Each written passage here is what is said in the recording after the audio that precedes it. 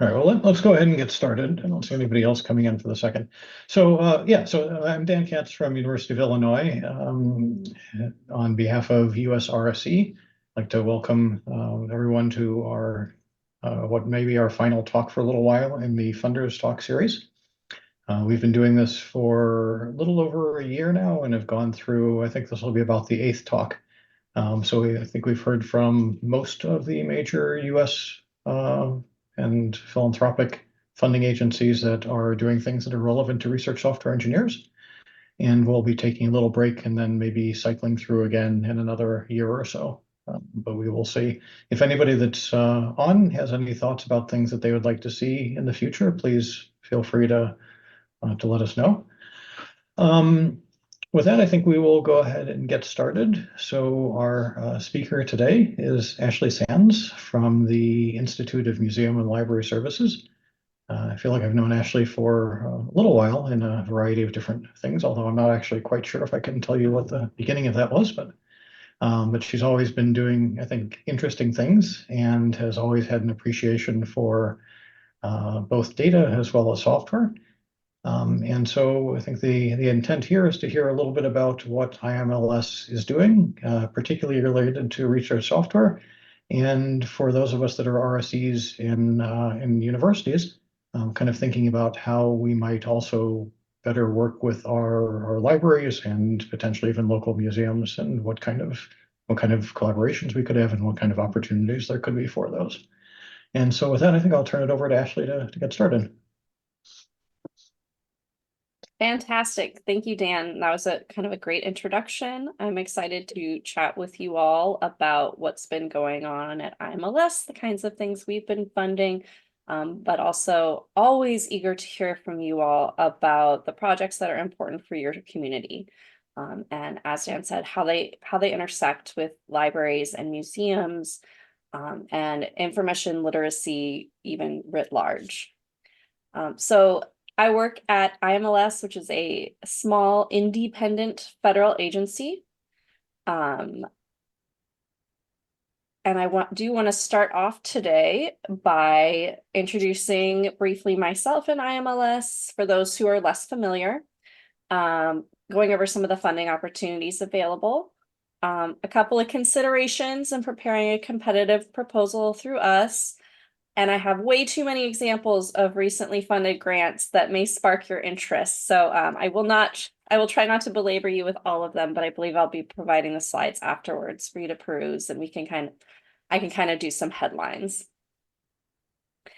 So as Dan just said, we've known each other for what's turned out to be a long time now. I now am at IMLS, but before that, I was a PhD student at UCLA, working with Christine Borgman, and in the information studies department. So I got my master's and my PhD there. So for my dissertation research, I was actually looking at astronomy researchers, and how the researchers and the research software engineers were working with the data, what the role is and was for the libraries in that regard, who had the expertise, how the kinds of expertise were lining up, and what to do with the huge amounts of data that were coming through. So that was something I examined. If anyone else in here has been in the astronomy world, you may see some familiar faces with the folks that I was lucky enough to have on our advisory board during that period, which oddly enough had been funded by the Sloan Foundation and an eager grant through the National Science Foundation. So enough about me and what led me here. IMLS, if you're not familiar, again, like I said, we're a fairly small independent federal grant-making agency. So museums, libraries, archives, information studies departments, iSchools across the country, other ways that people receive information and information literacy writ large. What you're most interested in is the grants part of the grants, convening groups, and conducting research and publishing that we do over at IMLS. And again, you know, our agency runs the breadth of funding and supporting the information resources of zoos to local public libraries, to major research universities.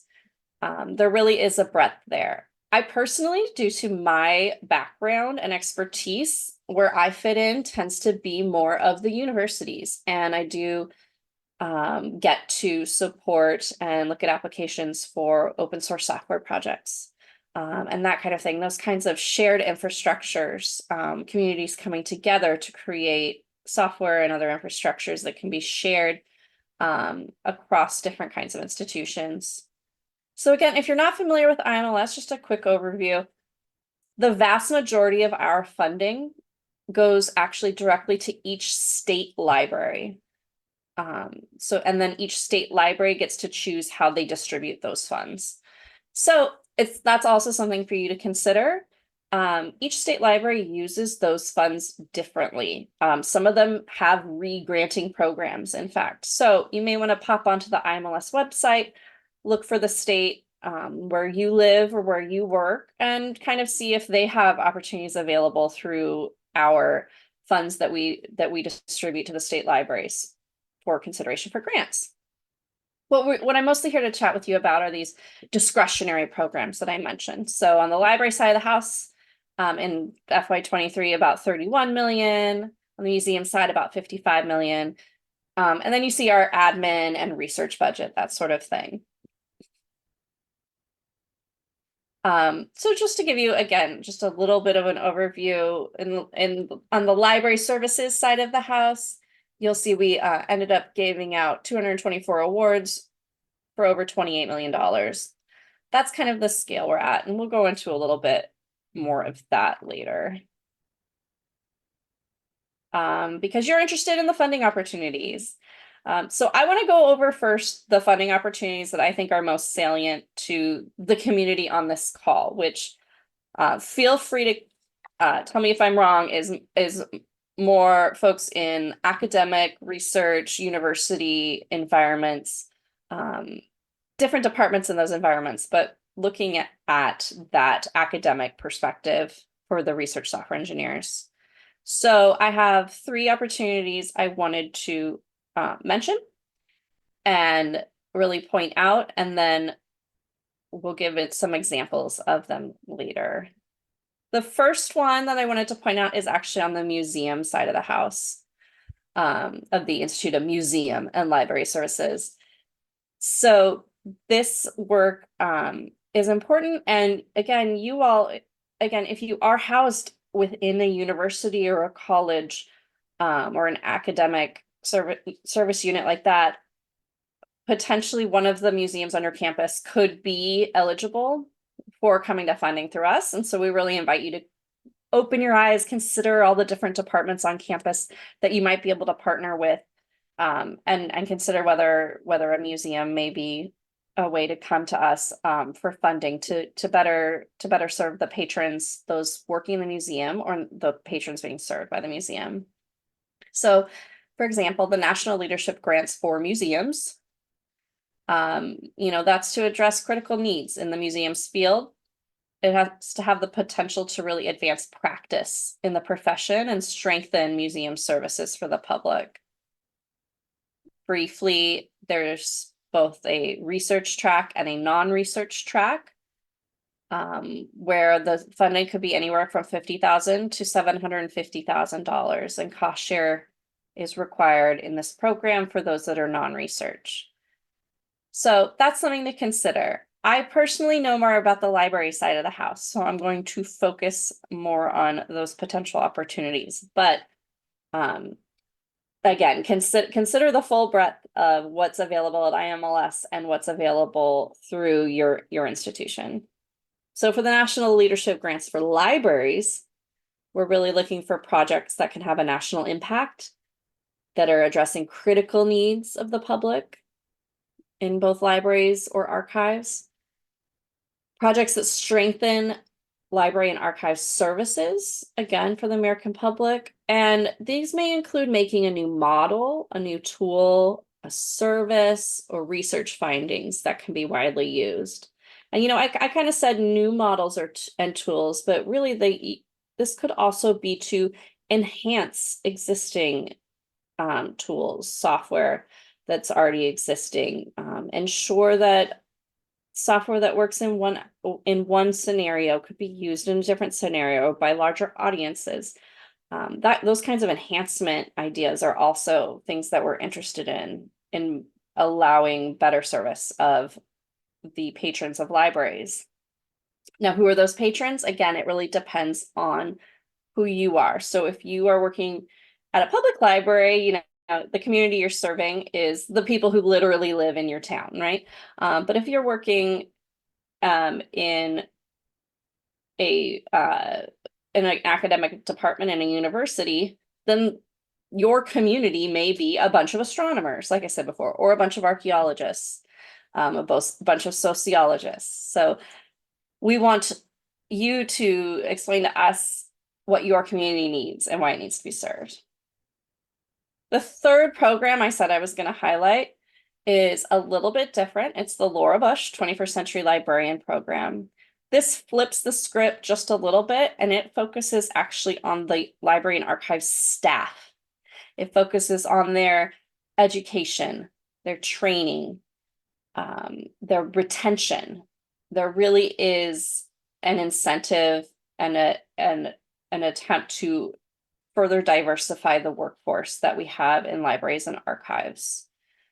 This can include introducing potential members of the field from as early as middle school students, get them interested and excited in libraries and archives, through high school and undergrad, and then of course, more formal education and graduate school and library and information science. We have an early career faculty award.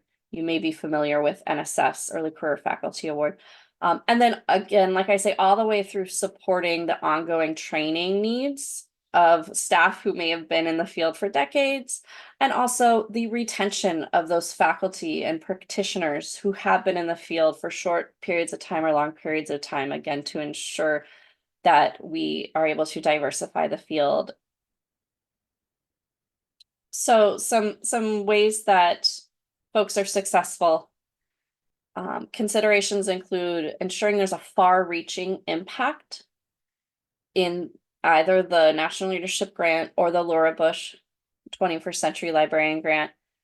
As I said, it's the National Leadership Grant. So these are not intended to be, a bespoke project that only benefits one institution or one set of stakeholders. These are things that are intended to be able to be shared, or at least, after research and development, the potential to be shared and distributed among different libraries, institutions across the country. Current significance, of course, we hope that everyone is up on what is currently happening, understands the literature or the gap analysis around what is going on in the field, and then has the strategic collaborations, the different kinds of expertise that really are necessary in order to move the field forward.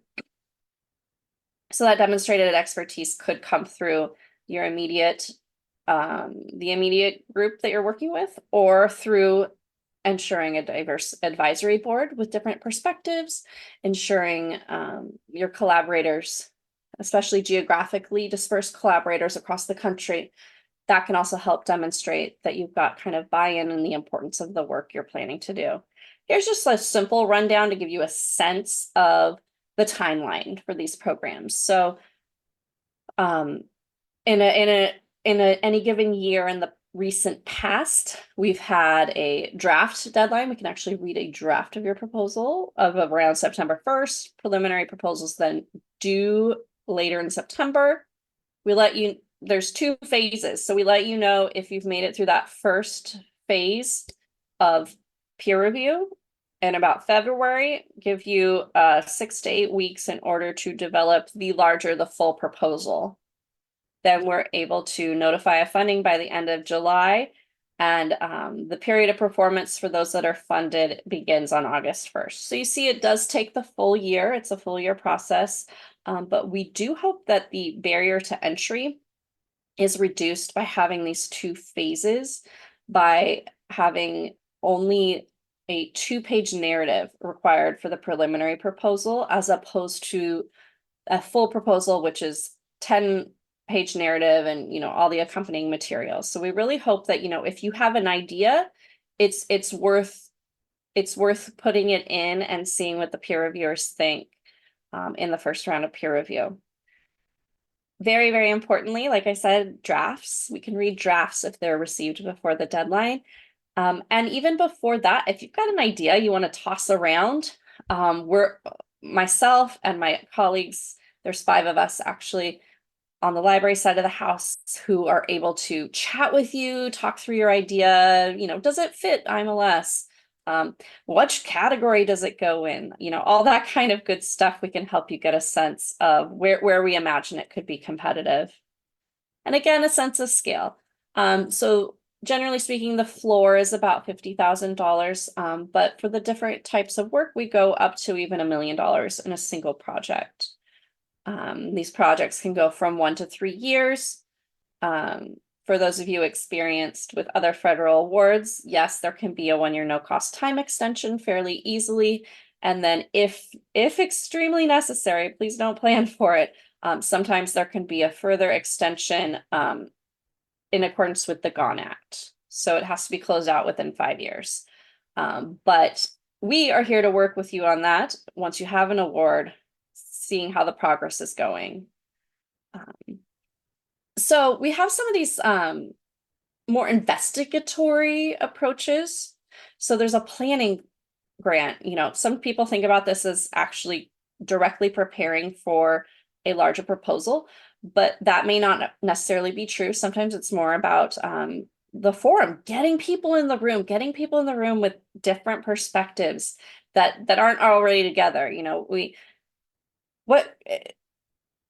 ALA, American Library Association, who might need to come to a meeting before or after that? What are those different voices that we're not hearing that would be important? Maybe research software engineers need to come and lead or be part of a forum that ensures that library staff are hearing from them and they're hearing from you. So really pulling together these disparate voices that are not, already seeing each other at the same conference every year.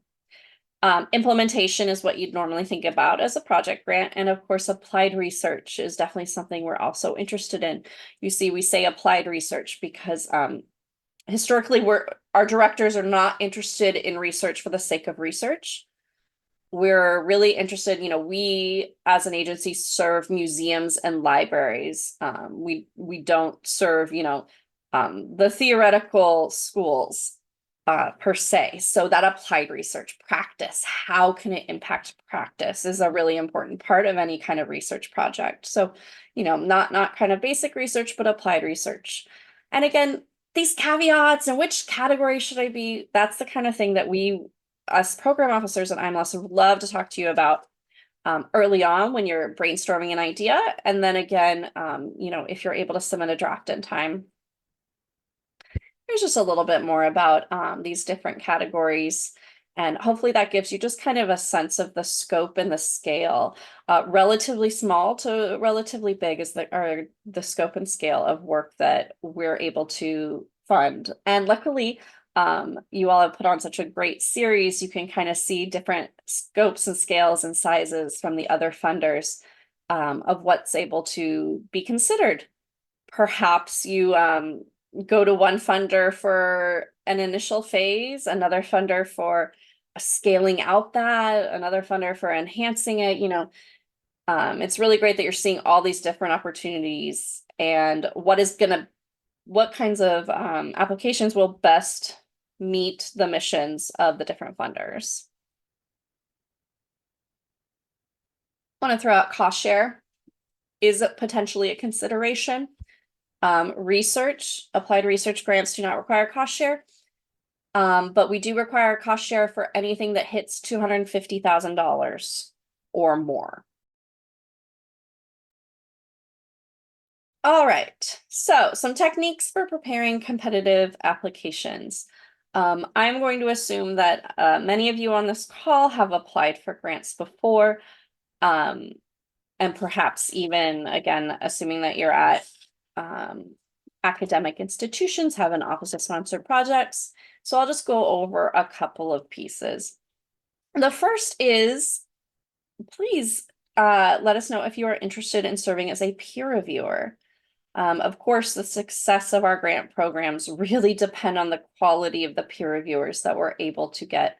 And we're always looking for new peer reviewers to serve. So if you are interested, there is a very brief form that you can fill out online at IMLS to let us know, express your interests, put in some kind of keywords for your expertise so that we can look at that. And the next time that we need that kind of expertise, consider you as a peer reviewer.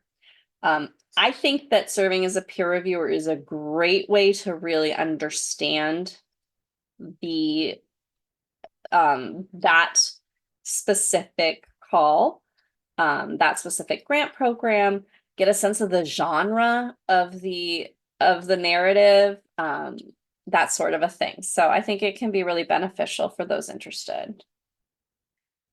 The IMLS website, of course, has a number of resources available. The actual NOFOs, notices of funding opportunity, that are posted. And the awarded grant search is something that I do want to point out. So just as I was just talking about the genre, I like to think of a grant application narrative, which may change between any kind of program. We, in the library side of the house, the National Leadership Grants and the Laura Bush, we've been posting all of the funded preliminary proposal narratives and full proposal narratives and a couple other parts of the application. So you can take a look, get a sense how much time did past successful applicants spend on certain parts of a project in their narrative. You know, get a sense of that kind of a thing. How did they make it quote unquote applied research? You know, that those are why we have all those examples of pieces that have worked in the past. A couple application tips. One thing I think is really important and critical is to look out for the details. And I think it helps to be part of a team. You know, you need your big picture person who's all excited about this big picture idea, and you need the person who's really good at detail and can read the notice of funding opportunity over and over and over again and triple check that you've completed all the application components. One kind of trick that I think you can consider is when you're reading the call, the notice of funding opportunity, you know, keep a highlighted copy and really pay attention to words like must. So when we say must, that may mean that if you fail to do it, we can't even consider you for peer review, much less be considered to fund. Words more like should or may, those are the kinds of words that indicate that, well, you know, competitive or successful proposals will have these kinds of aspects, but it's not kind of a rejectable item. So that's just kind of some inside government lingo to think about considering those words. As I hopefully have said before, talk to a program officer in advance of the deadline. We're here to help. We are here to ensure that the federal dollars available for these programs are spent in the best possible way possible to fund the best possible projects. And so that's what we're here for. We want to hear about your ideas. We want to help you shape them to be competitive for these programs. I mentioned the awarded grant search, so you can take a look at previously awarded narratives. And if at first you don't succeed, yes, please do try again. Caveat, as long as you're open to revising and improving your proposal each time you reapply based on the reviewer comments. Based on the reviewer comments that you get, again, you get 2 sets of reviewer comments through our work. And we call it counseling sessions, where you'll get to talk to me or one of my colleagues as program officer. We'll talk through the reviewer comments. We'll see, what really stood out? What do we think are suggestions? So those are just some kind of specific reminders from me. I may or may not be the person at IMLS who's the best one to talk to about whatever idea you have. Whether it's me or someone else, please do, again, contact us early and often, if you will. This is a sense of some of the different topics that we often get in proposals coming in, at least on the library side of the house. So, you can figure out which person is the best person to talk to. But really, like I said, we're a pretty small agency. So if you reach out to one of us, we will help make sure that you get directed to the best person who can best serve you. And help ensure that your questions are answered as you're applying to MLS. All right, so I'm ready to venture into the land of many, many examples. However, if anybody has any questions at this point, please feel free to ask. You can do that either verbally or you can type it into the chat, and I'm happy to go into more detail on anything that may have come up. I'll go into some of the examples, and again, please go ahead and type in the chat or speak up if you have anything that is coming to mind. So first, I wanted to mention 2 different projects that I thought you all may be interested in. Now, whether you work on open source software, at work, or maybe you're one of the folks who then gets back on GitHub at night and works on a different community project.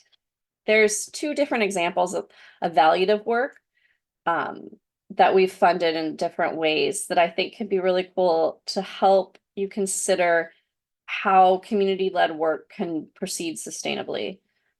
So Lyrasis received this award in 2020 based on a previous forum grant. So see, sometimes you can get a forum grant, the idea goes well, and then you get an implementation grant later to carry out what came out of, the preliminary work.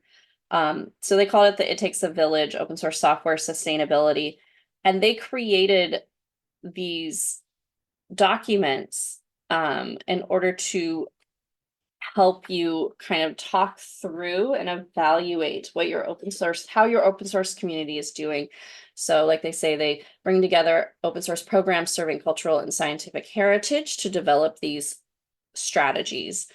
They have a guidebook that outlines the facets and phases of sustainability, providing moving forward objectives. And the framework enables programs to assess their current status and understand what they can do to move forward. And as you can see, there's 4 primary facets: governance, technology, resources, and community engagement. Similarly, Educopia has the community cultivation resource library. We did not fund this project specifically, but we funded some of the preliminary work that's gone into this work from Educopia. So this helps you analyze and provide a lens for both emerging and established communities to be able to understand, evaluate, plan your growth, change, and maturation. So those are 2 potential resources you may be interested in. Considering when you consider projects at any level that you're working on, whether they're small, just getting off the ground, whether they're burgeoning, or whether maybe they're reaching maturation and it's time to consider whether it's time to, kind of reset the cycle and try something new, or if it's time to sunset a project. These are kind of guides that can help you work through those. Again, as many of you are likely aware, the 2022 OSTP memo, the Nelson memo, if you will, the update to the 2013 Holdren memo from OSTP, IMLS is now applicable to it. So we were too small of an agency to be applicable to the original Holdren memo, but now we're working on our public access plan, and we're considering what materials are going to be relevant and how research data and research publications are going to be considered in light of the memo. Now, it does not call out research software in particular in the memo. It's considered, but as you can see, It's that data underlying peer-reviewed scholarly publications that's really called out. So if anybody has any questions or concerns, I have been drafting our public access plan, and I am always happy to hear from you all about concerns you have about what may or may not be there. As are my other agencies who are also kind of on a quote unquote listening tour. We want to hear from you about your considerations as we finish drafting the plan, and then as we start doing the hard work of operationalizing a plan into the policies that are going to go into the program. There's a couple of recent grants that have been related to the memo. As you can see here, the California Digital Library, they are a subset within the University of California Office of the President. They've been doing some work called DMP tool, building a scalable data management infrastructure. And what they're really working on is machine actionable data management plans, which is something that I think is very exciting and has the potential to impact applications across all of us federal funders, and hopefully, meeting the needs of academic and research libraries, whether large or small, to share federally funded research data, data, software, other kinds of deliverables. So that's a really cool project to follow. Another interesting project to potentially follow is this one out of ARL, the Association of Research Libraries. And here they're really examining how much does it cost, essentially, to fulfill these federal memo requirements. So the institutional, functional, and cost models to be able to do this kind of work. This is alongside the data curation network, doing research on, again, the economics of investments in public access to research data. So they're doing social science research to be able to enable the development of expense and service models for making public access to research data. Here's one that's hopefully relevant to this group. Harvard in 2020, through the Center for the library at the Center for Astrophysics, the Software Citation Implementation Action Plan Development. So again, started at Harvard, but it was a forum award to advance work to ensure software citation supports the authors, preservationists, software engineers, and users alike. We all know the importance of ensuring citation and credit, both for ensuring the best expertise is always available and ensuring expertise is rewarded. So again, they held a workshop with participants from many different kinds of labor and expertise to discuss the barriers of what is preventing properly cited software, and took some steps forward in that regard. Some other things. I know 2017 somehow is feeling like a long time ago now. I feel like we just made these awards, but Cal Poly, on behalf of the Software Preservation Network, was doing some work from the Laura Bush program. So they developed a cohort to train archivists, librarians, curators to develop emulation and software preservation services for cultural heritage organizations. And again, they developed this cohort for broad implementation of emulation and software preservation. You all may be familiar with the Software Preservation Network. Subsequently, Yale is leading the EASY project, EASSI. It's a program of work focused on the development of technology and services to expand and scale emulation as a service software. Now that's been funded by Sloan and Mellon. Again, kind of sticking with that Laura Bush, with the expertise that's necessary. The University of Maryland, they've really been looking at the archives, the kind of expertise that future archives and digital library leaders are going to need to know. And there, with machine learning and the way that computational and algorithmic thinking has really taken over, they've even in 2022 knew that we needed archivists, librarians, library and information science, educators, historians, learning scientists, cognitive science, computer scientists, software engineers. It takes the expertise from all these categories to come together to really understand how are we going to provide access and preservation to our most important knowledge resources.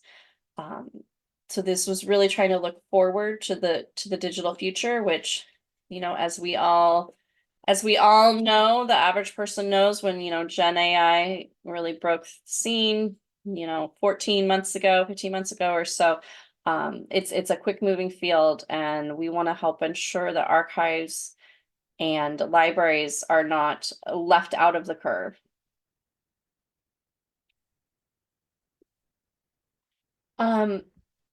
A lot of we have funded in the past a number of different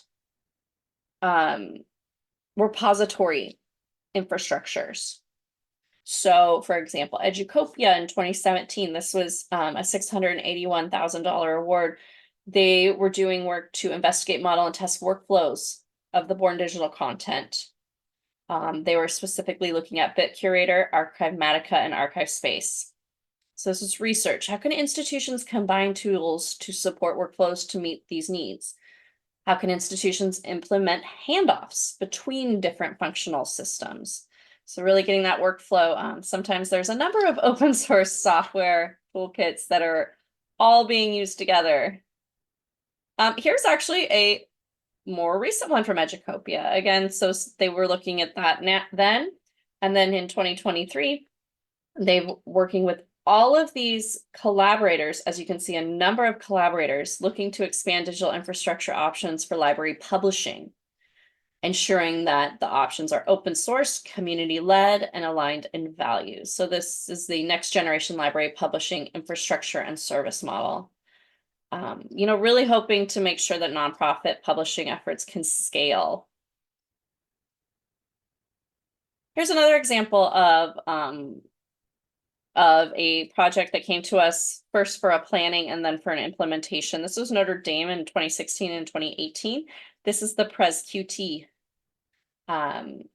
So first they planned it in 2016, and then they had this over $500,000 award in 2018. The tools and services developed in this project provide for improved reuse of preserved data and software and library repository systems, and make research data more discoverable, as well as more interoperable with science gateways. You may all have heard of science gateways. That's a term that has definitely taken off since this work has been done too. I do want to just clarify that I have some of the logos up for some of the work. I just pulled the logos from their website. I'm not implying that they're endorsing anything else that I have here in my slideshow. UNC Chapel Hill, working with Dataverse. One thing that IMLS were really interested in is how we can better support underserved communities, or communities who are not getting the amount of attention that would be equitable. So in the United States, those who read from right to left do not have the same kind of infrastructure or services. So this is an example of Dataverse, who, if you don't know, is a major open source research data management platform to be able to display, manage, and preserve right to left language content so that it can be read the way it was intended to be. Another community are the deaf or hard of hearing. So here's a research grant that started at Syracuse and moved with the project director to UIUC, looking to make digital media collections in academic libraries more accessible. They want to design, implement, and evaluate the open source software platforms to enhance this accessibility. So again, you're seeing things that are coming in at planning. You've seen a forum, you've seen some research questions, and some implementation. So hopefully that's getting you a sense. Another community who arguably does not get enough resources or attention are the Indigenous communities across the United States, including Alaska and Hawaii. So here's a large infrastructure project that we and others have supported by funding, and it's the Mukatu platform. So this is a platform to enable the repository, the access and preservation of materials in these Indigenous communities. This particular grant from 2022 was really about sustainability. This platform became really important to a lot of members of the community, and this was ensuring technical stability, financial security, and longevity, and strengthening the community network. So ensuring that kind of baseline was there moving forward. Similarly, we have the Alexandria Archive, or Open Context.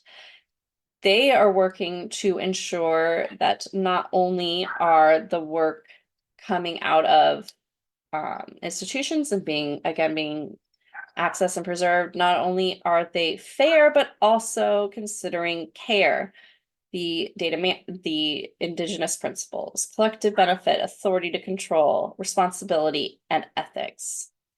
They are bringing together representatives from libraries, museums, data repositories, public, commercial, and nonprofit institutions, as well as Indigenous representatives. So really ensuring that everyone is able to kind of, have that metaphorical seat at a table to discuss the implications.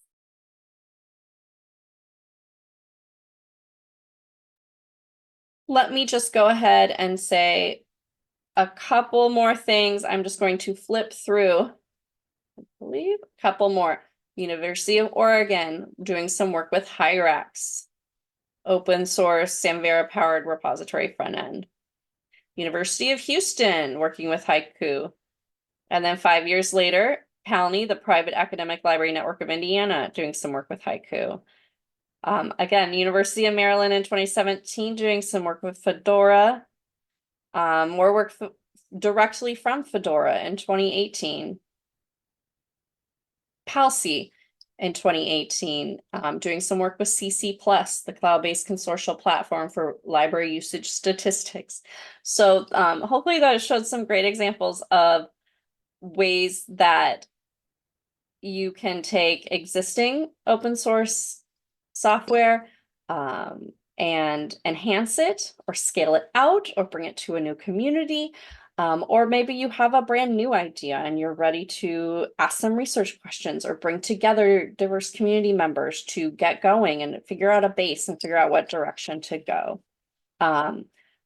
I would love to answer any questions anyone has now, but I also want to thank you all for being here first and foremost, and I love and appreciate the expertise that you all have. I am not a research software engineer, but I admire everyone here who was able to do the software engineering and coding to really support the research. Your expertise is incredibly critical to the findings that are coming out of nearly every discipline these days. So thank you. And again, I love to hear your questions and your ideas in the future via email, if that's how you prefer.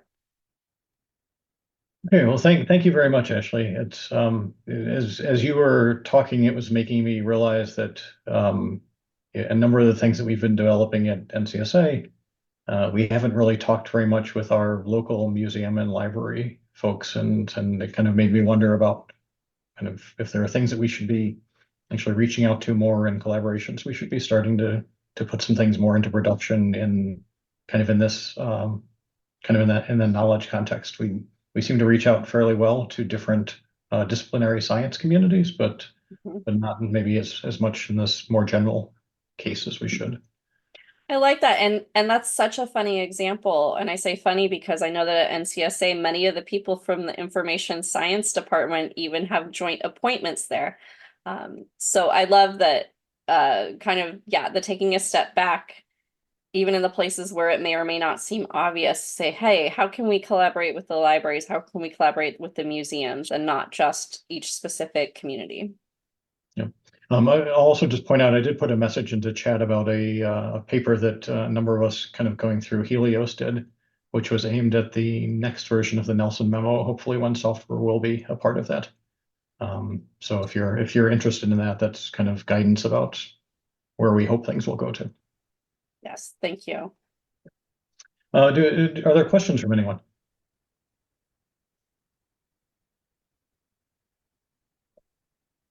And I think another consideration, just kind of ripping off what you were saying, is depending on your institution, you may be surprised at the level of software development, coding skills that are or are not available in your library. So that's kind of another reason to be really open to looking across campus or looking across campuses to see what kind of expertise is available. There's some really cool stuff going on out of the libraries. I didn't even mention this in particular, but Virginia Tech, they have a lot of research software engineers working within the libraries. So,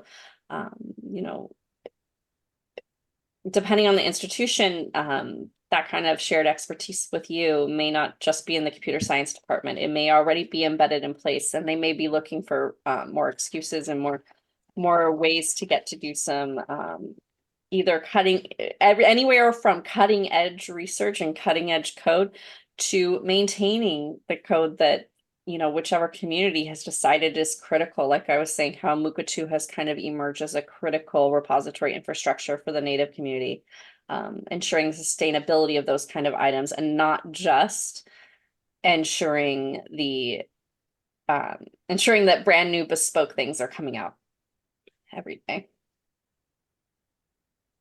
All right. So any questions from anybody?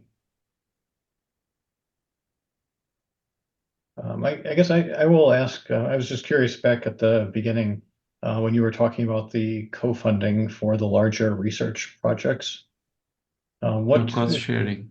Cost sharing, sorry. What's the what is the rule for that? Is it like 100% cost sharing, or what do you need? Great question. So cost share, always fun to consider, right?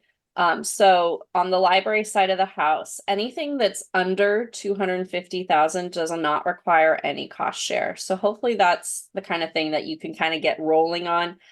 You don't necessarily have to, have your VP of research sign off on that to be able to kind of apply and start getting the ball rolling in that regard. Anything that hits that $250,000 mark or above, so between 250 and $1 million, that does require a 1-to-1 cost share. Okay. And those can come from any places that are, eligible expenses that are not other federal dollars. And, quite frankly, you all's person time adds up a lot. So if your institution is willing to, do a certain percentage of your salary, that you and other salary, that's the kind of place where that can add up really fast. And a number that's like pretty terrifying to get to that cost share. That's one way to be able to get there. We've even had, if you need AWS or Google or, whatever kind of server or computing time, if you can get that donated somehow, that can kind of really add up. So again, that's another thing that we could chat about, like, hey, I have this idea, my boss is on board, but we don't know yet how we're going to get that 1-to-1. Those are the kinds of things that hopefully we can chat about. I can describe ways that have worked for others in the past to get there. I would like to ask a question about the Early Career Faculty Award, and would like to know more about it. And also, is there any project scope limitation for it? For example, it has to be within this category or something. Is there anything like that? Great. So so within the Laura Bush program, we have the Early Career Development Research Award. And that is, obviously check the eligibility, but that is available to non-tenured, tenure-track faculty in a library or information science department. Those are treated similar to the Applied Research Awards. So they're between $50,000 and $750,000. And we do have some examples, plenty of examples on the awarded grant search page. Those, in fact, it is a fair the topic that you want to research is actually fairly broad. As long as it fits in the goals and objectives for the program and for the agency, it's really kind of where your career trajectory is headed that you can consider. I do see one early career scholar in the call right now. So you have at least one colleague that you can talk to. Yes, Jody's announcing it herself, that you can talk to who has been successful, if you want to consider applying in that regard. Julia. Yes, hi. I have two questions. One is, do any of the other grants have any restrictions applied to position of who can apply, like a tenure track faculty or faculty member in the first place? And my other one is, are there any restrictions for international collaborations? Great questions. Thanks for bringing that up. As far as being able to apply, we do not have a rule about who your PI or your project director is. Your institution may have rules about who's able to apply, but from our perspective, any of you are able to apply. You do not have to have a PhD. You do not have to have a tenure track job, that kind of a thing. You may want to consider who is the best person to be the PI if you're working in a large team. If you're applying to MLIS, maybe it's the person from the library. There's strategies to go into there, but there is absolutely no, we have no hierarchical requirements in that regard.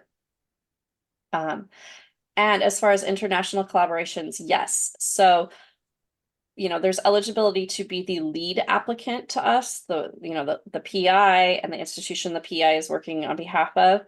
But beyond that, international collaborators are absolutely welcome, even for-profit companies. I'm talking to research software engineers right now, but for applications that I get for folks who don't have that in-house expertise, sometimes a big chunk of the awarded money, they then give straight to, maybe a for-profit software engineering company. And that is absolutely allowed. Whether the reviewers like that or not is a whole nother consideration. But yes, you can have international collaborators. And whether that's 3 institutions that are working together and they're all in a different country, or whether that's you're having a forum and you want to make sure there's some voices from outside the United States that are brought in too, because that's also an important aspect of diversity. So those are definitely options that we can consider. Great, thanks. Any other questions?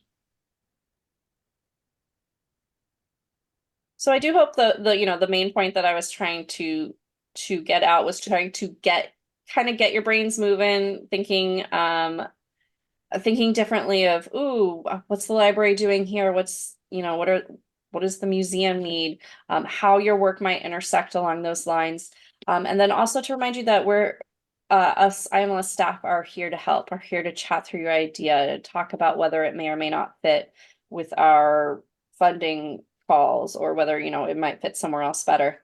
But that's our pleasure, and we're happy to, get an email from you and start having those conversations. Yeah. Okay, well, if there are no other questions, maybe we will wrap up. One last chance. Good. Looking forward to hearing from you all, and nice to see some familiar and some brand new faces. Hopefully I'll hear from you too. Okay, well, thanks again, Ashley, for doing this, and thanks to everybody for coming along. If you haven't been involved with US-RSE and you're interested in research software, you can go to the us-rsE.org website, and you can join for free and get on our mailing list in our Slack. And we will end here then. So thank you again. Thank you. Bye.